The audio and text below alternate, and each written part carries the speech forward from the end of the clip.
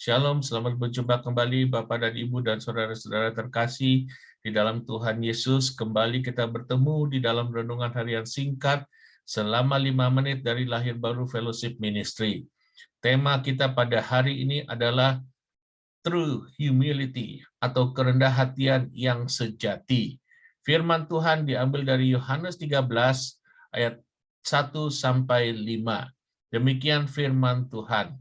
Sementara itu, sebelum hari raya Paskah mulai, Yesus telah tahu bahwa saatnya sudah tiba untuk beralih dari dunia ini kepada Bapa.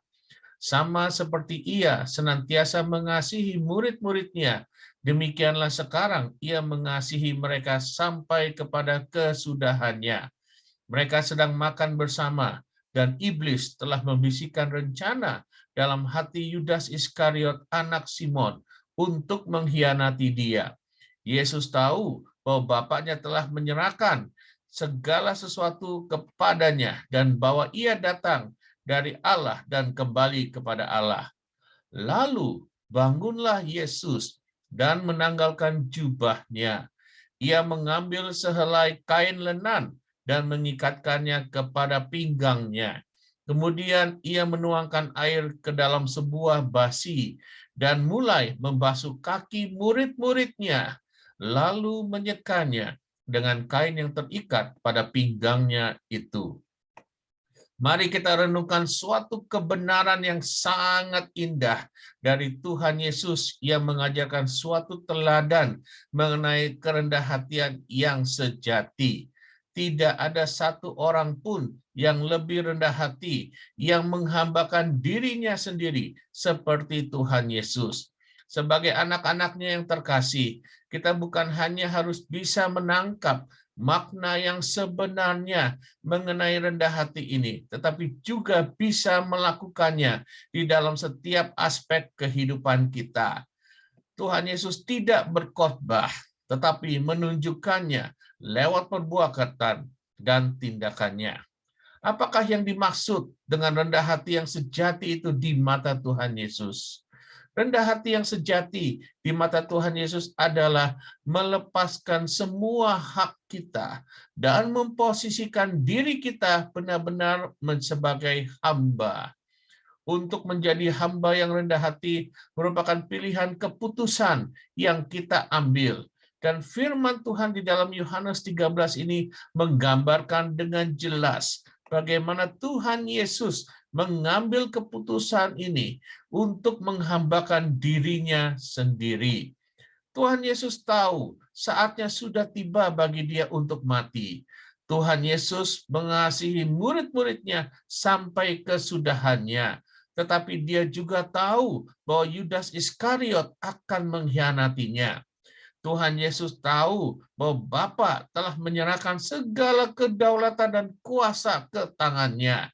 Dia bisa saja menggunakan hak, kekuasaan, dan kedaulatannya untuk langsung menghukum muridnya. Tetapi dia tidak melakukannya. Justru dia memilih untuk melepaskan jubahnya, mengambil air dan handuk, membungkukkan dirinya, dan membasuh kaki seluruh murid-muridnya, termasuk Yudas. Tuhan Yesus melepaskan haknya karena kasihnya yang abadi kepada murid-muridnya. Kalau seandainya Tuhan Yesus masih bisa hadir secara fisik di tengah-tengah kita saat ini pun, keputusannya tidak akan pernah berubah. Dia akan tetap membasuh kaki kita karena dia sangat mengasihi kita. Rendah hati yang sejati dinyatakan ketika kita juga melepaskan hak kita.